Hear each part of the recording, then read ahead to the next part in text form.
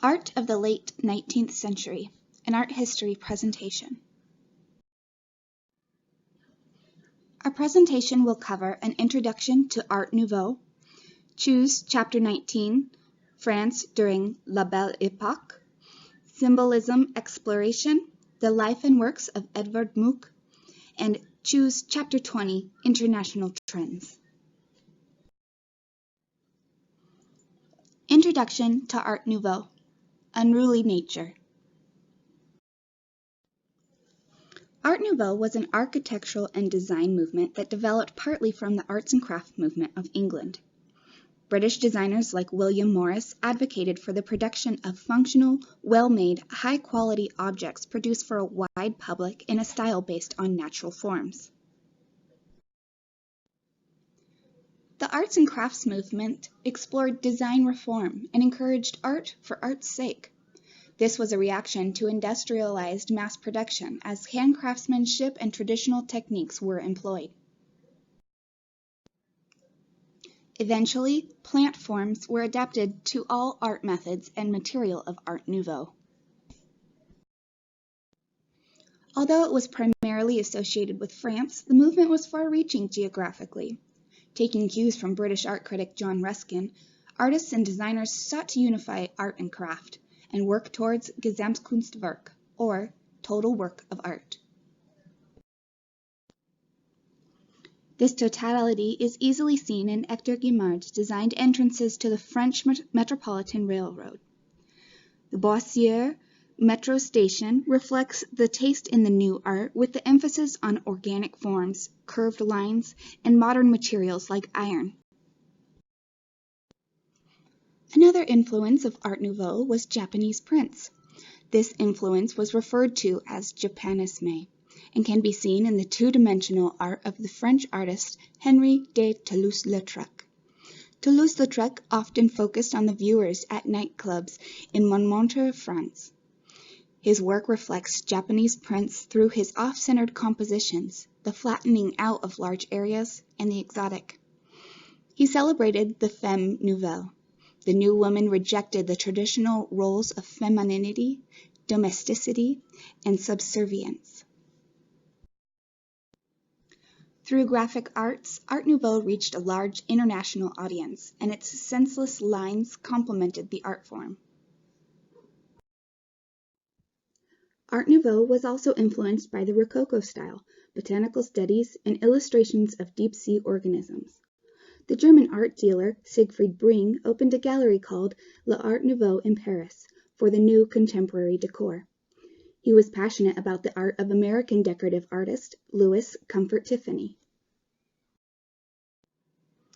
The decorative arts were a synthesis of all arts based on naturalistic and organic forms. Furniture, jewelry, and functional items were meant to deflect the pressures and ugliness of the outside world as unruly, free-flowing nature took over from the late 19th and early 20th centuries. France during La Belle Époque. Choose Chapter 19. The Belle Époque, translated, literally means beautiful age.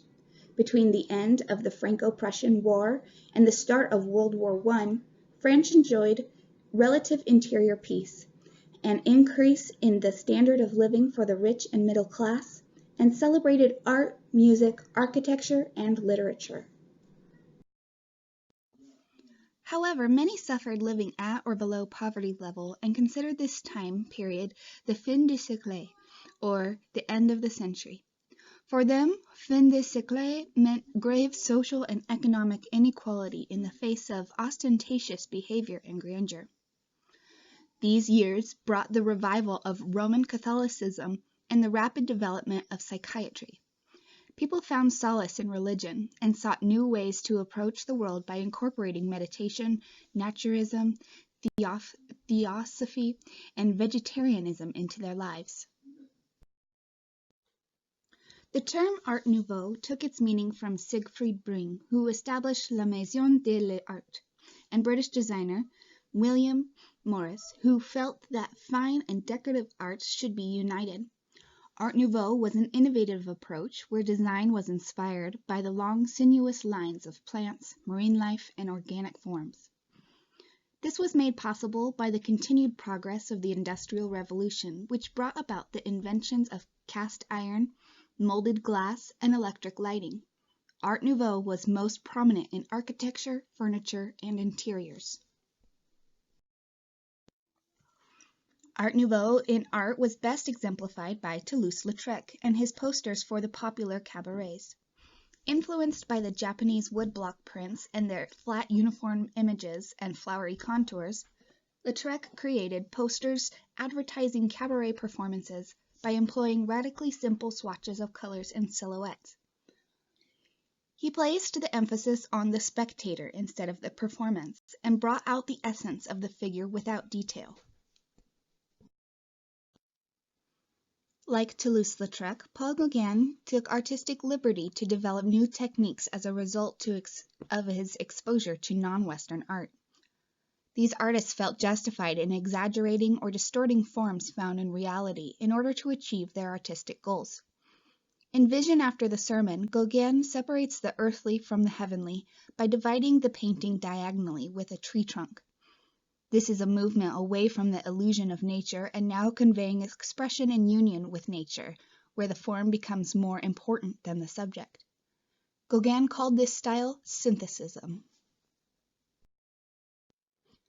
Gauguin's later work, Gustave Moreau and Odilon Redon, pursued ideas based in observation, and then created imaginative interpretations in an attempt to get answers to the great questions of life.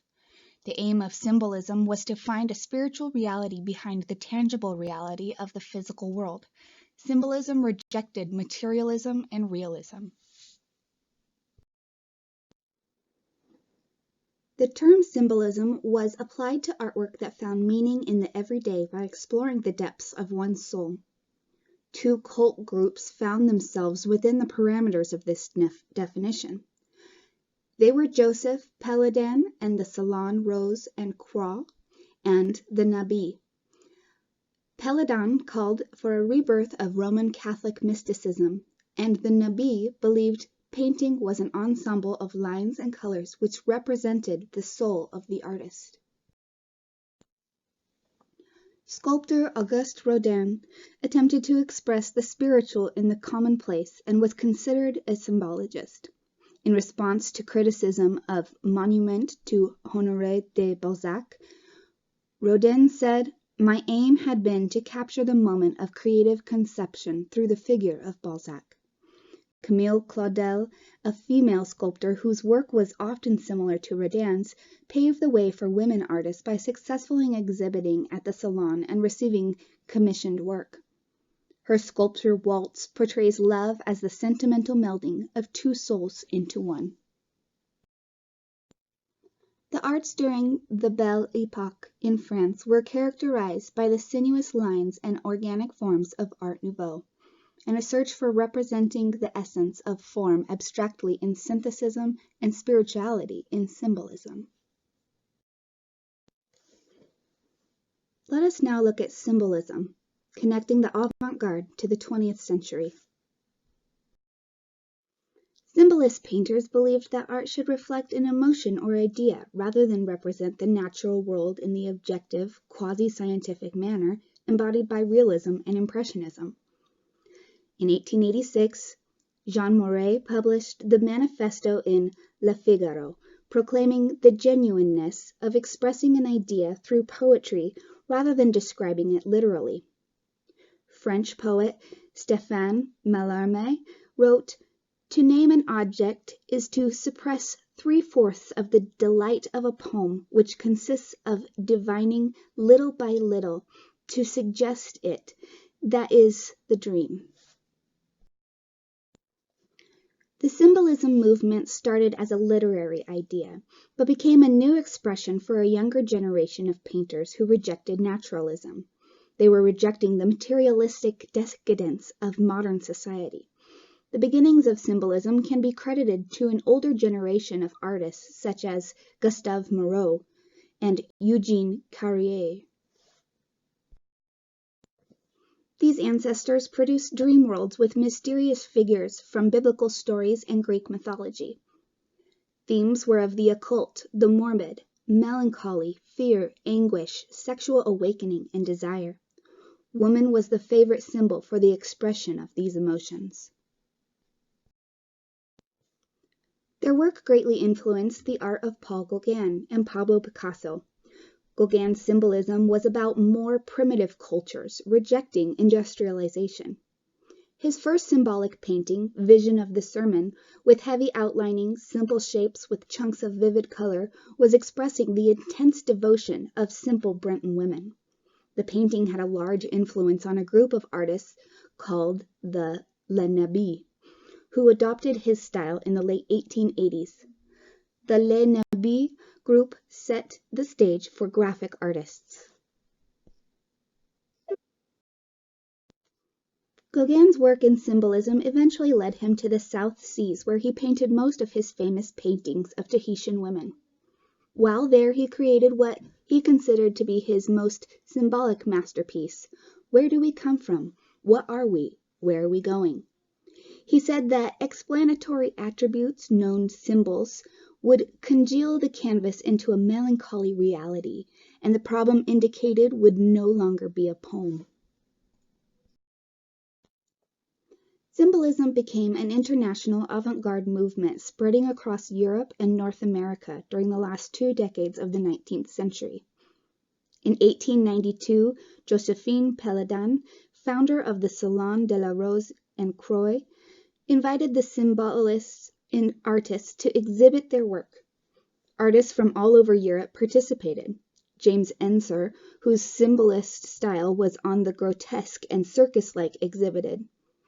Ensor's The Intrigue painting is said to be about his attitude toward marriage. The groom is unable to get away from the bride. Pablo Picasso also exhibited. He was an admirer of Gauguin and embraced symbolism in his early years in Barcelona. His Blue Period depicts mentally and physically disabled characters. Characteristic of being symbolic, his work was a greatly simplistic style. Gustav Klimt was considered a late symbolic painter. His paintings depicted a deep fascination with the destructive forces of the sexuality of women.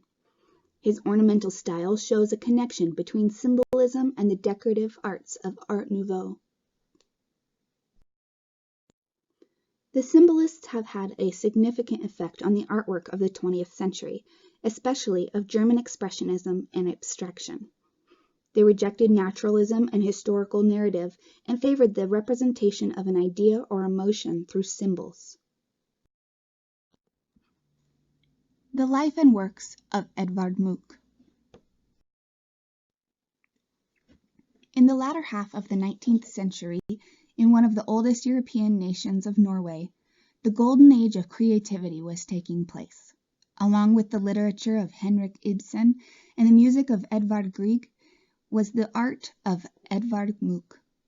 Munch was a post-impressionist artist who was active for the greater part of 70 years from the 1880s until his death in 1944. He grew up around sickness, madness, and death all his life. He was one of 5 children of a mad doctor father and an ill artist mother. He wrote that he felt he inherited the seeds of madness from his father, who was obsessively religious and neurotic. In 1885, he traveled to Paris for a short 3 weeks.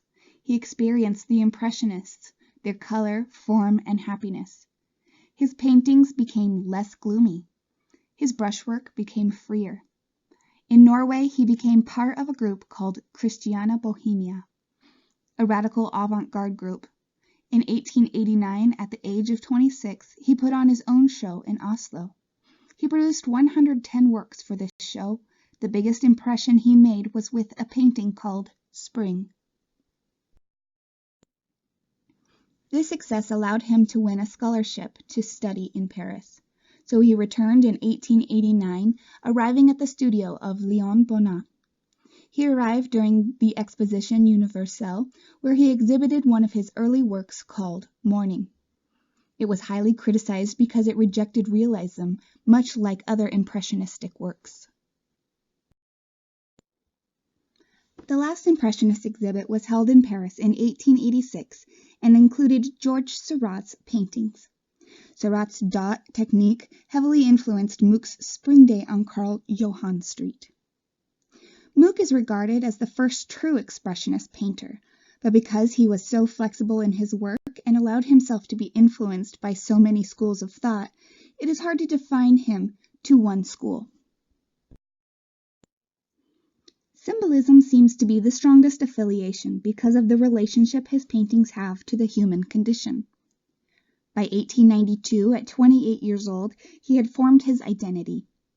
He exhibited Evening in 1892 at a Berlin exhibition with 55 paintings. It had to close after a week because it provoked an outrage. The writings said it was an insult to art with the miserable subject matter. But as things would go, this just made him more famous in Germany. In 1893, he settled in Berlin and became part of an avant-garde group they called the Black Piglet Group, named after a drinking establishment they hung out in. In 1893, he created The Scream, clearly his most famous painting. It marks a period of change for Munch. He started drinking very heavily, and it affected his mental and physical health. Munch planned for it to become part of a larger series of paintings on life, love, and death he was calling the Frise of Life. The series was never exhibited as a whole, although he did produce some 22 paintings along that theme.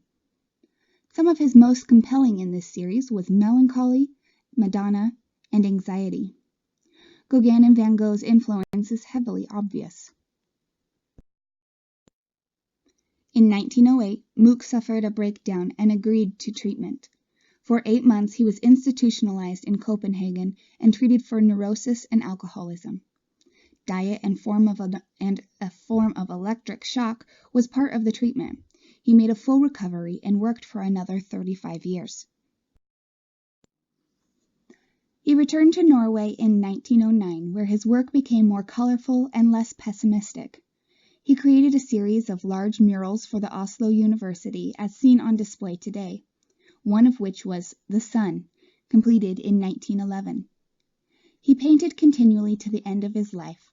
His paintings became more popular and museums were buying up his works. He created etchings, lithographs, and prints. He became an enormous commercial success. He was made a Knight of the Royal Order of St. Olav for services to art. His first American exhibition was in New York in 1912. Munch died in Oslo in 1944. He was 80 years old. Munch emerged from adversity to become one of the best-known artists in all of Europe. He was able to transform the tragedies of his life into a vast and compelling body of work. His achievements were broad. His continued influence on the 20th century art is evident today, especially in the graphic arts. The Scream remains as contemporary and relevant today as it was when he painted it in 1893.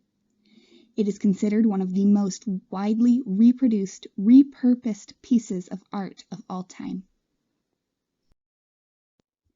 Moving on to international trends of the late 19th century from Choose Chapter 20.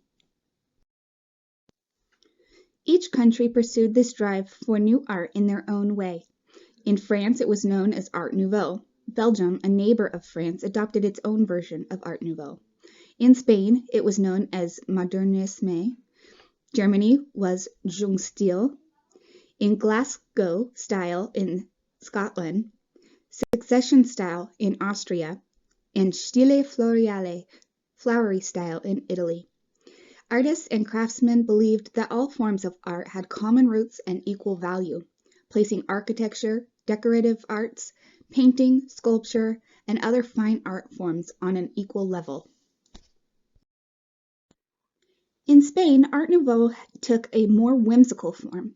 Pioneer Antoni Gaudi's style mimicked the historical precedent of medieval Spain and Islamic influence until around 1900, when he deviated to Modernisme. His version of Art Nouveau, also nature-inspired, was filled with buildings with wave-like, undulating facades. His style is best exemplified in his remodeling of Casa Batlle in 1905. Gaudí uses his unique undulating facade to create interesting balconies for each floor. Scotland took an opposing approach to Art Nouveau by taking inspiration from the Japanese. This form of Art Nouveau rejected the organic and natural form for grids and geometric shapes. As tea rooms increased in popularity, business owners began focusing on their decor to attract customers and boost overall business. Catherine Cranston, a local entrepreneur, exemplifies this strategy. She employed the designs of a group called The Four, consisting of Charles Rennie Mackintosh, Margaret MacDonald, Francis MacDonald, and James Herbert McNair. The Four designed the Willow Tea Room's Salon de Luxe in this style, balancing the vertical lines and horizontal lines and incorporating slight curve and diagonals. In Vienna, the Secession Group was a group of 19 artists dedicated to seceding from the default artistic style of Vienna. They would often include artists from outside Vienna in their shows, such as Mackintosh and the Glasgow style from Scotland. Gustav Klimt, founding member and renowned painter of the Secession movement, was known for his unique interpretations of his subject matter. In his painting, Medicine, Klimt uses unique poses and body hair on the nude bodies in conjunction with a depiction of Hygienia, the Greek goddess of medicine. Held in the city of Paris and taking up 277 acres of land, the Universal Exhibition brought in technological innovations, architectural and decorative creation, and fine arts in the style of naturalism.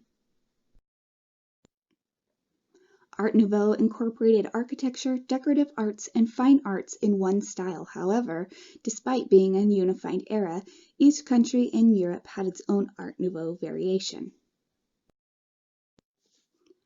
This concludes the information portion of our presentation.